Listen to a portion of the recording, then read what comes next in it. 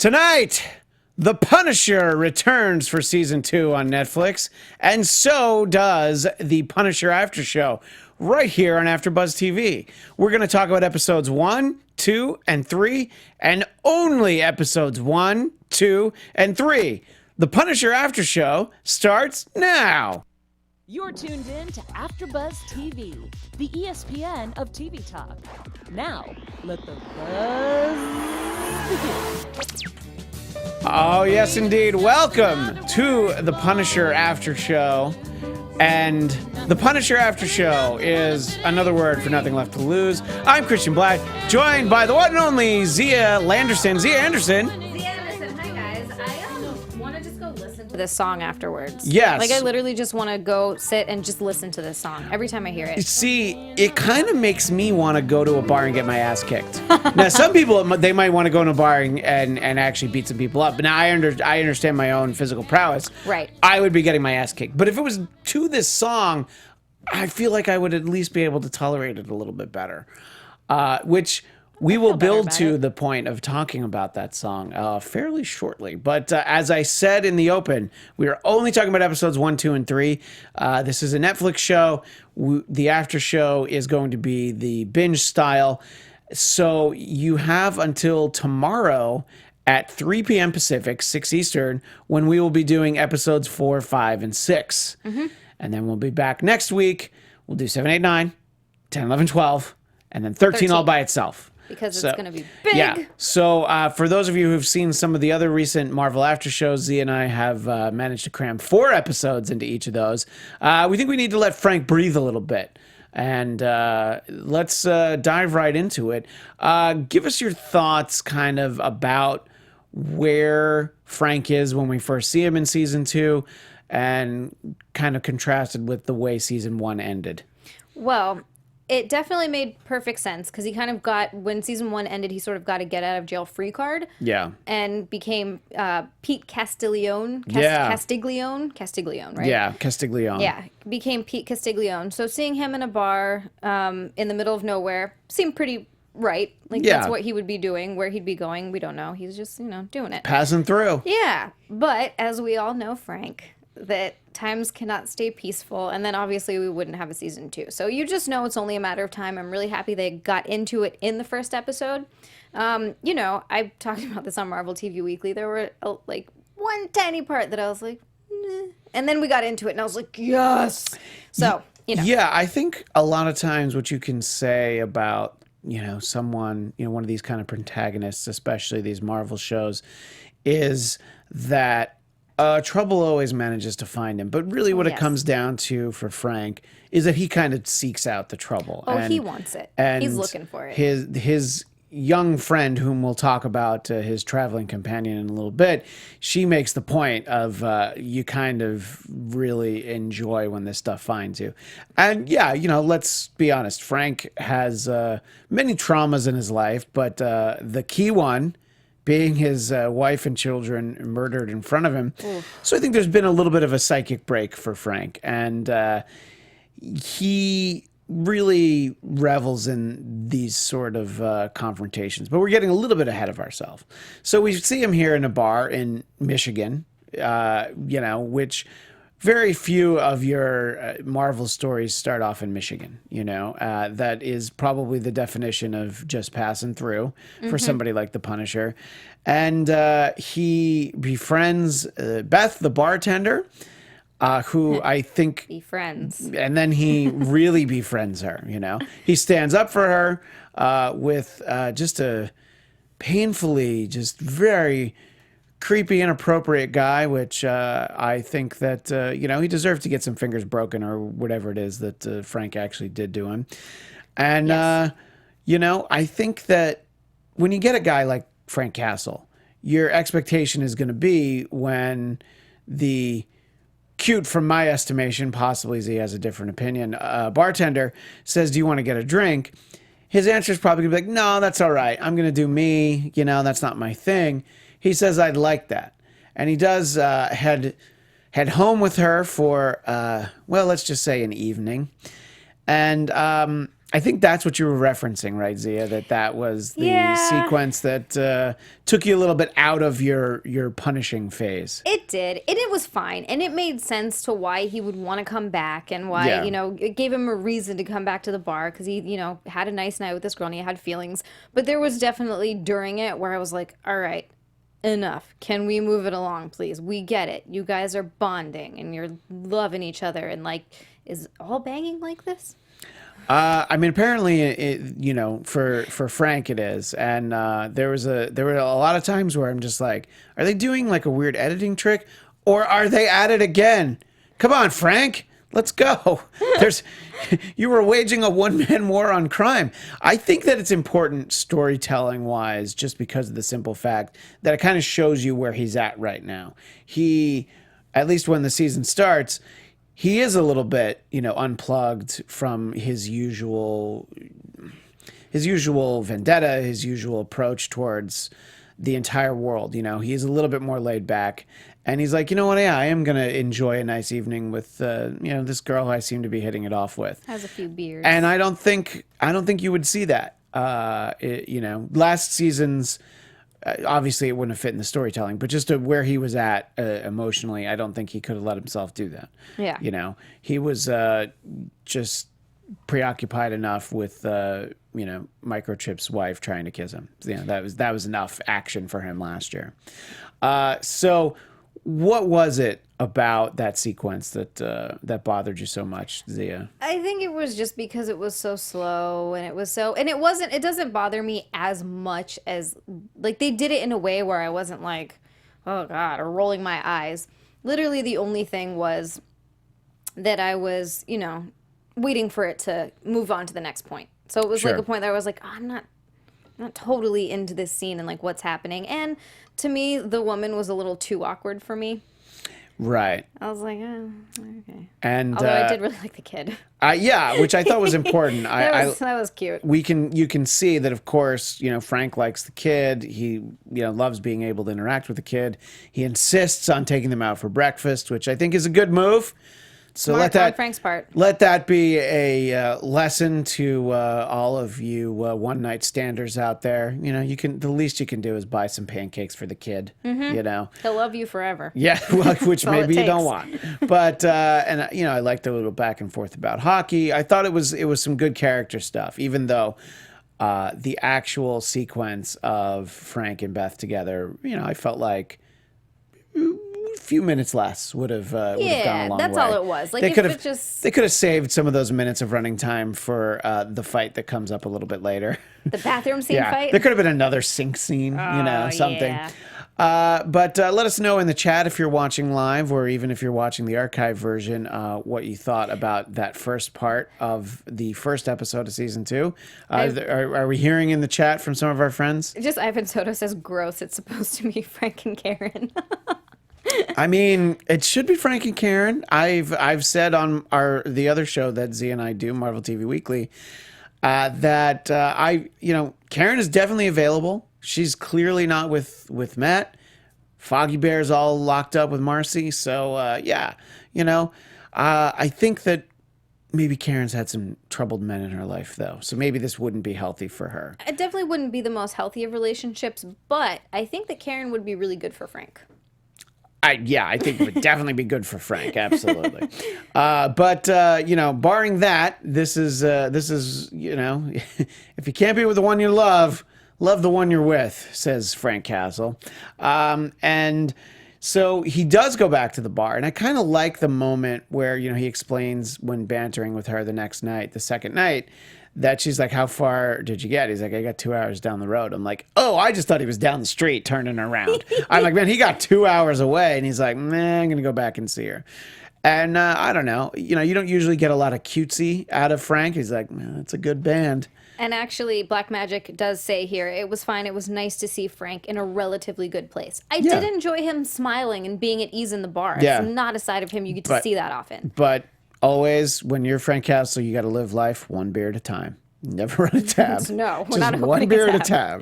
One beer at a time. That's because he has no credit cards. That's basically what he's saying. He's like, I only have wads of cash. Yeah, exactly. He's like, I've got hundreds of thousands of dollars in cash, but I cannot put a card down. Pete Castiglione has immaculate credit rating. He doesn't want to do anything to it.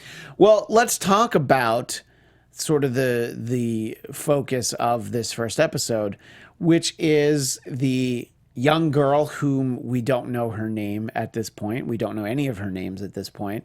Who I do think that they have a really funny interaction at first. She's like, "What are you looking at?" And she calls him Rough Road, which I think is actually pretty funny because then you look at Frank and you go like, that's a pretty rough road. I mean, she was being 100% accurate. Yeah. Yeah, exactly. And so obviously he can't help but notice this obnoxious girl because she's super jumpy, even the first night, Bouncing around. And then the second night he's like, all right, what's going on here?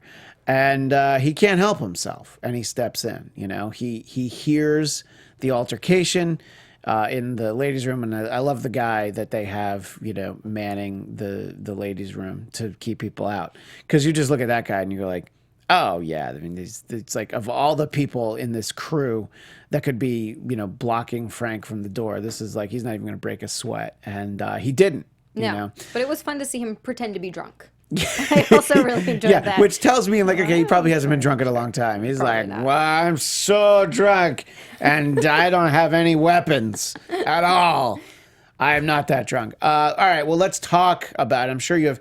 Zia, for anyone that has never noticed, she takes copious notes for every show that she watches. So she has a little notebook right here. So I want you to get to the section in your notebook about the fight scene in the bathroom. And I want you to share some of your thoughts as you took them down and just some of what stood out for you about that sequence.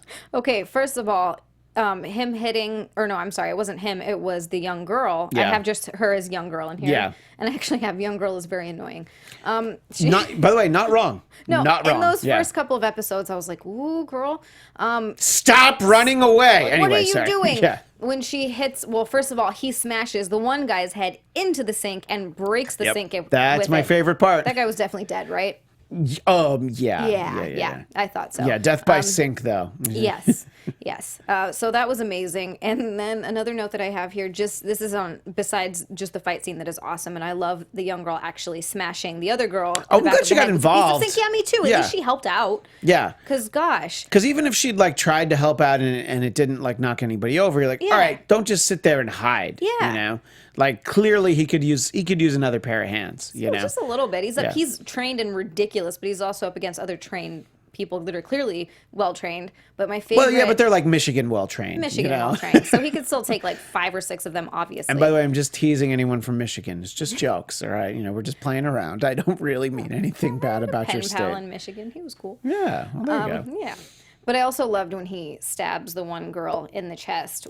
He just turns around and stabs her with it. And you can just see the look on her face like, oh, we messed up. And yes, you did. There's something personally gratifying about seeing people hurt with their own weapons.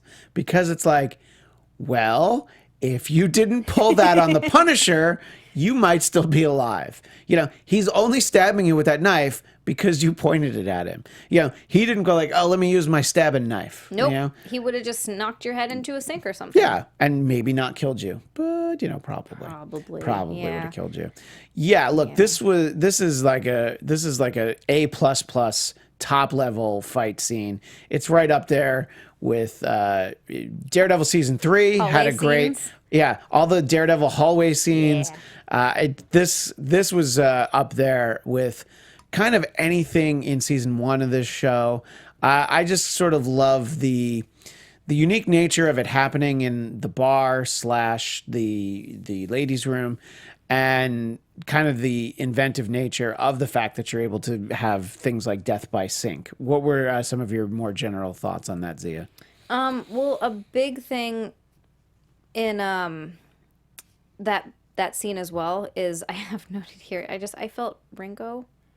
Oh, yeah, I we should felt- talk about Ringo the bouncer. Oh, I felt so bad for him. He seemed like a good He guy. just seemed like a nice guy. And just when he was also just sitting there eating his burger, too. Yeah. I was like, oh, no, don't. How good did that burger look? It looked really good. I wanted it. The fries, too. Yeah.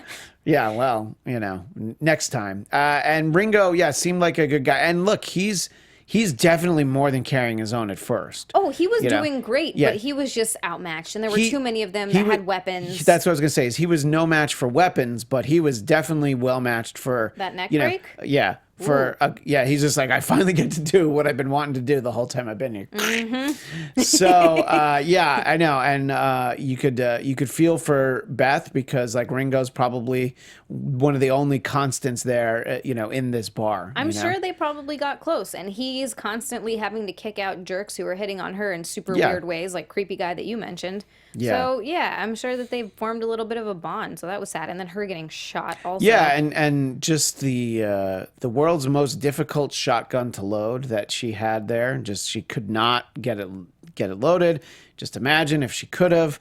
And I think that's a big reason why they spent so much time with the character, because they wanted it to be significant for Frank when she gets shot. That it's not just, I think anyone who got shot but wasn't dead, he would probably be focused on, all right, let's see if I can get them some medical attention. But because it was this lady who he spent the previous night with and took her kid for pancakes, I think that it gave it more weight, which I look, we both know exactly what they were doing, why they spent so much time with it. It does make sense. It does. I mean, that's why I'm not knocking it too much. Yeah, and it shows that even amidst all of that, the uncertainty of trying to figure out who these people are, why they want this girl, why she's trying to get away from them, he's like, all right, well, I'm going to see what I can do to help Beth and make sure that she pulls through. So that's kind of the gist of that first episode. That is our main story. And, Zia, one of the things you talked about, we gave a very quick overview of these same first 3 episodes on Marvel TV Weekly this past Sunday. But I know that, like me, you kind of like when an episode of a show starts right in the thick of everything. And then you're like, I don't know what's going on, but this is great. And then it's like, okay, let's back it up a little bit. And then they catch up and we see why he's in the van with the girl, who these people are that are stopping in the middle of the road. I always like sort of the Tarantino-esque cycle back. I always think is pretty interesting. Which I actually also do have in my notes when they do that. It's right in the beginning where they're up in the van, and she goes, "Now what?" Because the car pulled in front of them. There's people, and Frank just pulls out his gun, shoots them all, and literally in my head I was like, "That's what." It was Frank. That's what. Before we move on to episode 2, episode 1 was entitled Roadhouse Blues, an excellent title. We do get to see Agent Madani visiting Billy Russo's room. Oh. And we do get the revelation of the Billy Russo mask, which I think is a little bit of a controversial choice on part of showrunner Steve Lightfoot and everyone involved. That, I think that they do a good job of explaining it in a subsequent episode. But when you see it, you go like, wait, no. Billy Russo, no, he's not character with a really bad mask. He's like the Punisher's nemesis. And that definitely, it's a little jarring in all the wrong ways when you see the mask, right? What did you think when you first saw that? Yeah, I wasn't a huge fan. I did at least like the way that they explained it, but it was interesting with the colors that they went with. Yeah. And the design. Yeah, and it was just obviously was drawn on. Yeah. I didn't mind it as much though. Like it wasn't, especially because I knew that they've been pulling the mask out a little bit, but I knew eventually the mask was going to come off. Yes. And we were going to see his face. And I know that this is something that Ivan has brought up before in the chat, and some other people have brought up that, and as soon as I saw his face, I was like, the scarring is not as bad as it probably should be. Yeah, I understand that you have yourselves a handsome actor that you want to be able to capitalize on that, but if you're watching this show, you have to be ready for spoilers on this, and he's Jigsaw, and his face is not jigsawed at all. Mm-mm. like, even if they just decided, like, well, you know what, we're just going to do, like, maybe one side of it, one part of it. But it's like, he's just got some scratches. Right. It was like he got thrown through a plate glass window, and that was it. And if I had seen a man with scars like that on his face, like everybody's like, "Oh, you freak!" Like I wouldn't even think that. Well, yeah, and I certainly wouldn't say it to a guy with those scars on the bus. No, not that. I'm not that doing guy that. was crazy. Yeah, so I think that, and basically, all we really see Billy do is open his eyes in this first episode. So we'll talk a little bit more about Billy, and we'll talk about episode 2 right after this very important message from our own Zia Landerson.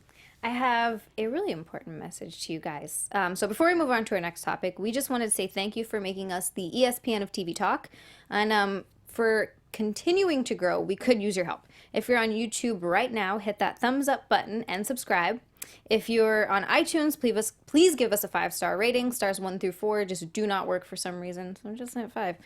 And no matter where you are, leave us a comment so you can get involved in the conversation, because we love talking to you guys. Being a part of AfterBuzz TV has meant so much to all of us, and we truly appreciate you supporting us and doing what we love. Don't forget to tell your friends and keep enjoying our shows. Thank you so much. And thank you. So we move on to episode 2 now, which Frank and the girl are on the run, and they're treating his wounds. And you can feel for her a little bit here. Like, she's being obnoxious, and she has the bad instincts of trying to run away, which I think when we get to know her a little bit more, you can understand that she's just like, that's what I do, is I run away from the situation, and I won't stop running until I feel safe. And you don't not even necessarily, you don't feel safe with Frank Castle, especially when you first meet him. And instead of feeling like she's been rescued, she's having to, it's a pretty funny scene, but she has to dig a bullet out of his ass. And then sew it up. Yeah, I know. It's like, it's not enough. Right. Then you have to sew it up. And I think that, the actress who played her did a great job of like, wait, what are you doing? Because he's taking his pants off. Which I'm sure she's seen her fair share of. Yeah. Growing up, However, who knows whatever happened. Yeah, I mean, especially at this point, we don't really know that much about what she's Except that she's on a rough path, so I'm sure her past was not great. Yeah, I'm sure that this, in fact, we know for certain when we see little bits of her flashback, crappy motels like this are probably nothing for her to have to go through. And this is probably not as traumatic as other things that she's had to do in some of these places. I do think we have some good interaction between Frank and who, at this point, she's calling herself Rachel. Rachel. We find out pretty soon that that's just one of several names, but we'll call her Rachel while we talk about this episode. I think that this is sort of one of those important episodes that gets us ready for the next episode. You know what I mean? This is really setting us up. I think that there's another cool fight scene here. And it shows how Frank is thinking a couple steps ahead. I love that he gets the hotel room on the other side of the wall so that he can tunnel into the other room and, kind of use that as a staging station for the inevitable arrival of more of the thugs from episode 1. Give me just some overall thoughts about Frank and, I'm using air quotes for those not watching on YouTube, Rachel, and just sort of how he prepares her to survive this inevitable shootout. Well, what's the most annoying thing about that is the fact that he clearly knows what he's doing. He goes over, I love the scene where he's arguing with the woman about the room he wants to. That was great. Yeah. And he gets the room that he wants, and, she's kind of watching all of this, and clearly is still trying to get away or still thinking about escaping. He had to zip tie her to the bed, which is just crazy. I mean, granted, he doesn't have the best bedside manner, but at this point, you're watching everything that he's done and everything that he's preparing to do, and you're still trying to leave. And the reason that's infuriating is because you know what you're facing, and everyone else is dead. Yeah. And he's working this hard to save you, and you're not going to stick around. It's just crazy. I did like the moment where she's like, you're not going to be able to sleep because I'm going to keep yelling. And he's like, oh, you think so? Why do you think I got duct tape in here? It was specifically for your mouth. Yeah. No, that was really funny. And And it's just, but I love watching Frank work. Like, that's one of my favorite things is when he sees what's coming, he knows, and he's planning for it, and then you just get to watch it all unfold. And that was so fun. Because in my mind, when he was knocking down the wall, I, for some reason, didn't even think. I was just like, I know this is for something, but I don't know Yeah, for I what. thought that he was just going to be in the back of the closet. Yeah. I'm not smart enough to put together the fact that it's like, we got an extra room. I wasn't quite sure. I thought that maybe he was going to hide out in a different room. That's what I wasn't thought. really thinking about it. Yeah, but no, instead he comes through from the other room, through the wall, and unleashes some hell. Which the next time I'm in a shootout in a motel, I'm going to do the same thing. Oh, I'm 100% Yeah. using that. Now, trick. here's the problem, though, is that everybody's going to know that trick now. So they're going to go find the room on the other side and, be ready back there. But And that's when you knock the wall into the room on the other side, see, and you that's just I'm just going to buy all the rooms. You know? every I'm just room going to be everywhere. and create a maze through all of the different rooms. Yeah, I think that, again, interesting, compelling sequence to watch. But again, Rachel just can't help herself. She feels like she just has to run away again. And I don't think you steal the Punisher's van. I mean, I know she doesn't know who he is at this point, but Still. this is just bad instincts, stealing the Punisher's van, Does this seem like a guy whose car you should steal? Yeah. And then she flips him off, and she's like, "See you later, psycho." And you're Yeah. like, "Really? This guy saved your life like a bunch." Yeah, like quite a bit, actually. Okay. And then I think Frank assesses when he is face to face with the police, he realizes like, I'm sure I could shoot my way out of the situation, but these are police doing their jobs, which I think, different characters would handle that situation a little differently.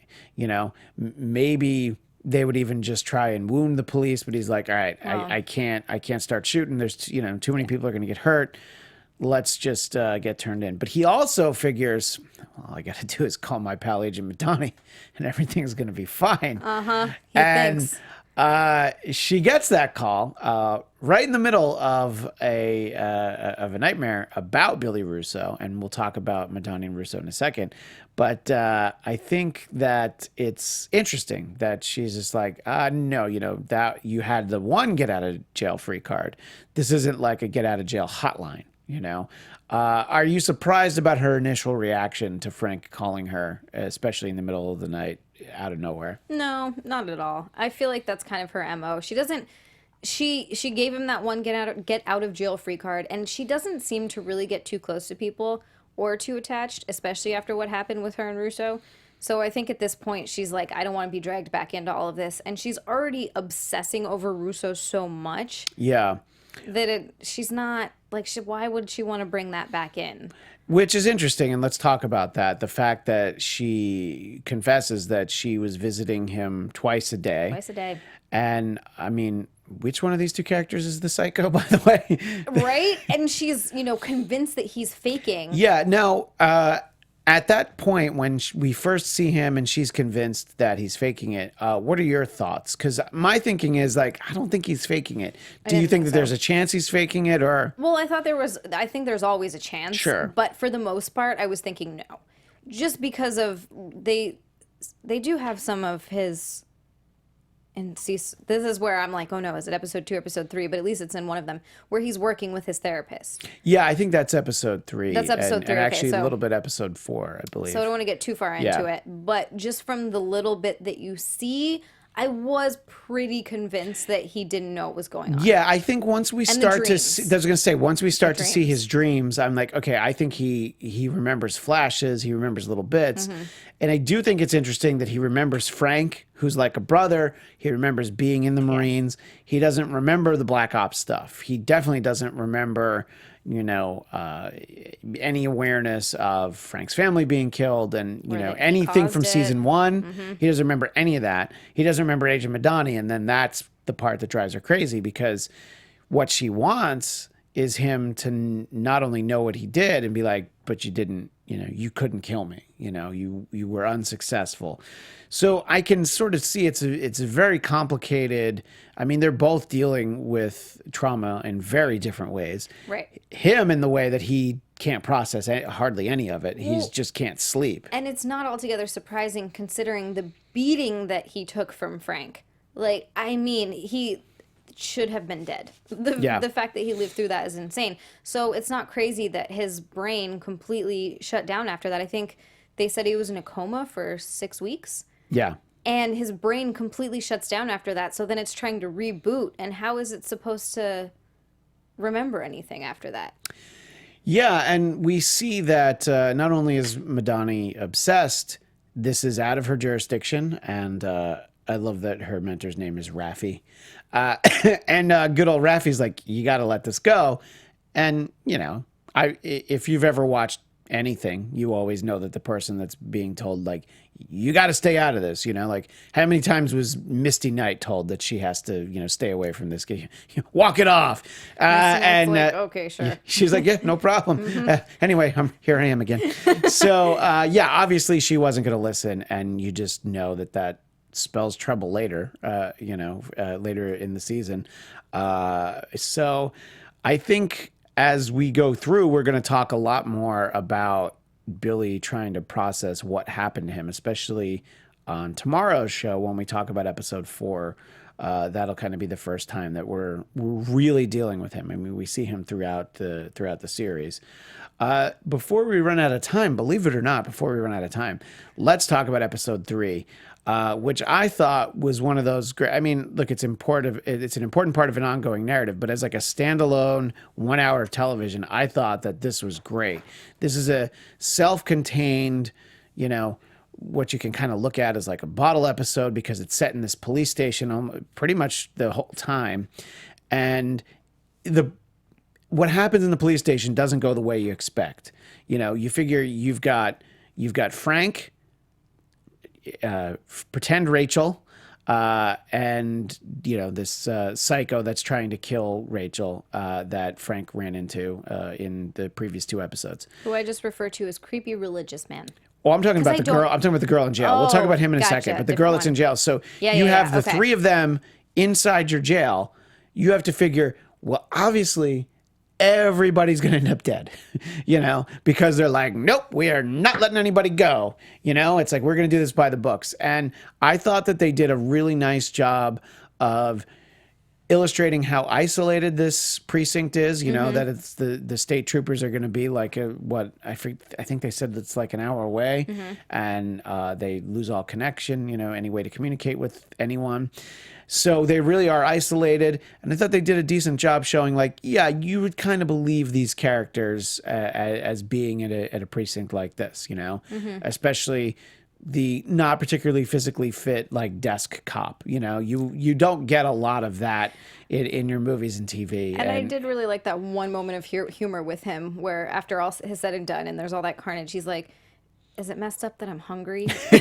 I was just like, I would be too, brother. I would want to eat Ringo's hamburger right now. And I just thought it was just so well done. You care about the characters. I kind of like their interaction, and you felt the sheriff really struggling with. He has this guy who, a vigilante. If you're a policeman, you don't want vigilantes out there taking matters into their own hand, but at the same time, you want to protect, your community. You want to protect your brothers and sisters in uniform, and that this guy can handle it. You figure it out pretty quickly. Oh, yeah. And they don't even know he's the Punisher. Like, no. they don't know anything about Frank Castle. They're just like, this guy's going to be a good shot. He's going to be able to head out there and take care of it. Tell me what you thought about these police officers and their interactions with Frank, Rachel, and can we just call her crazy bitch? I don't know what to call that lady. You can. Yeah, I don't know what to call that character. No, I don't even know that we get a name for her. Nuts. We don't. Actually, they do give her. They do have a name because they run her. You're right. Yeah, It's so like that's my fault. Miriam or something like that. Oh goodness, you're right. Anyway, yes, she's insane. And I kind of enjoyed watching her die, and I knew it was going to happen. Oh yeah. And right there's in only that one moment, way. Only yeah. one way that was going to Of end. course. Yeah. However, I really, really enjoyed the way that they portrayed. I think the sheriff's name was Roy. Is that what it was? It was I think Roy you're Harding? right. Yeah. So I really, really enjoyed him just as a character, because he's one of those characters where in a sea of kind of very annoying characters, the female cop was driving me crazy. She's like, Yeah. he's a murderer. Yeah. It's like, you don't know the full story at all. You're just making assumptions. Yeah. Which was crazy, but I liked how astute he was and how he picked up on everything. He didn't believe Rachel's ridiculous story that she's like, I'm just 16, call a child. Like, I mean, I know her character is 16, but he's still like, she's like, I'm the innocent bystander and all Yeah. this. He took one look at her and was like, you're lying to me. I know Yeah. that. And he was just, and he's one of those characters that I just really enjoyed. And I like that he was trying to do what was right no matter what. Like, he wasn't just he knew giving up Frank / Pete and Rachel to, I guess I call him creepy. Yeah, we'll talk about him in a second. Creepy Yeah, man. the mysterious religious man. Yes. And that would probably result in their death. So he's not willing to do that, even at the detriment to his own men. And I think that seeing Ogden I believe that was his name, get shot, really sort of not forced his hand, but sort of that with the onslaught of, the insane gunshots in there, which was crazy cool, letting Frank sort of let loose. And then again, that's my favorite part. It's like, oh my God, just let Frank go. With the broken arm, by the way. And he's like, you got any black tape? He's like, yeah, I'm going to be fine. Don't worry about this. Yeah, I just got to cover up the cast because I don't want anybody to see it. And yeah, look, Ogden is obviously, I think in a lot of versions of this same story, the character who gets into the police vehicle and takes a sniper bullet, well, he's not going to be long for the episode, but it was nice to see. And I thought that it humanized the Rachel character, that, she had the interaction and then she's like, oh my God, that guy almost died. And she gives him back his $5. That's a nice touch. I was like, oh, okay. She's like, I still don't like you, but here's your money back, and I'm glad you're alive. Yeah. All right, so let's talk about this mysterious man whom we saw in the first couple episodes, but I kind of wanted to wait until now to talk about him because this episode does actually start with the flashback, and we see him at church. We see, there's a situation at home where his wife is clearly not well.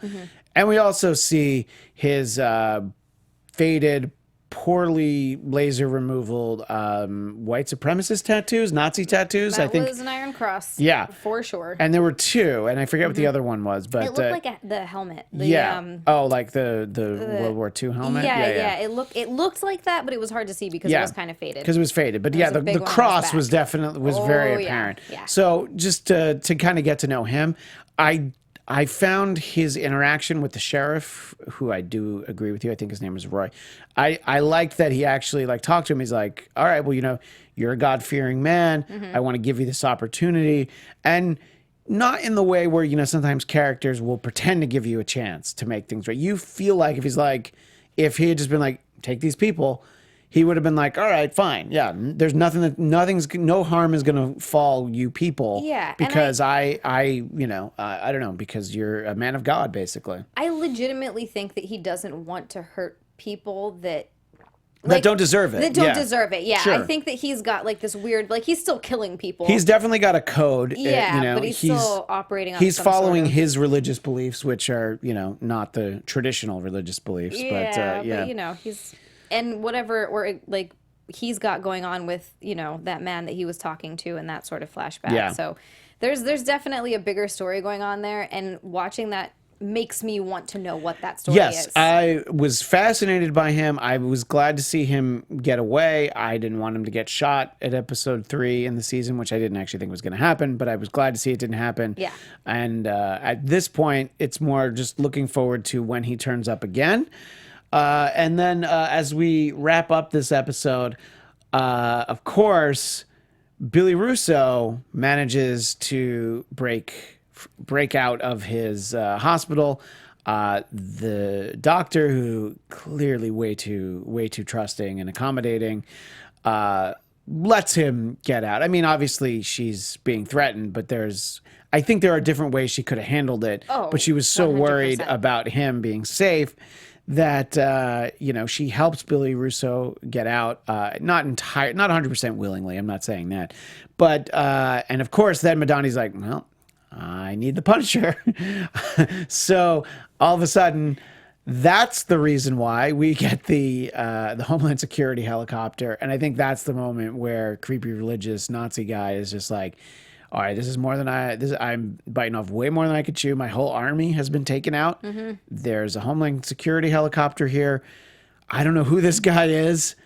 I'm going to kind of circle the wagons a little bit and come back. What did you think about sort of that moment when, Madani shows up in the helicopter to be like, all right, everybody, you don't got to stay home, but you can't stay here. I mean, I thought it was great. Yeah. It was perfect timing. And it was amazing the way everybody looked at it and was like, okay, so there's way more to this guy than we even know, because he literally has Homeland Security sort of at his disposal, showing up with helicopters. So I just loved it. I thought it was great. It was an almost comical moment, even though it wasn't meant to be. It still was. And especially because it comes right as creepy Nazi religious guy actually has Frank in his sights. Mm-hmm. Now, I think that Frank has certainly realized he's been in someone's sights before, and it doesn't end well for that person. But I think it definitely it was a nice way to be like, all right, we're going to put a pin in this, no pun intended, and we will see how this goes. So at the end of the episode, they all head to New York, which is where we will pick things up tomorrow. I know that when we do these binge-style shows that there's a lot of ground to cover, so let us know if you feel like we're going too fast, but we wanted to make sure we could pack as much in as possible. We will do episodes 4, 5, and 6 tomorrow at 3 Pacific, 6 Eastern. Or, of course, you can always just subscribe, as Zia mentioned earlier, and you can also watch the archive version. So tune in for the Punisher After Show tomorrow, and then we'll be back again next Wednesday and Thursday, and we'll finish off the series next week.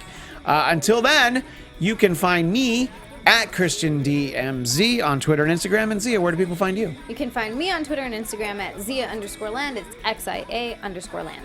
And I'll be sitting in on the Popcorn Talk Network's Marvel Movie News tomorrow at 1 Pacific. So look for me over there.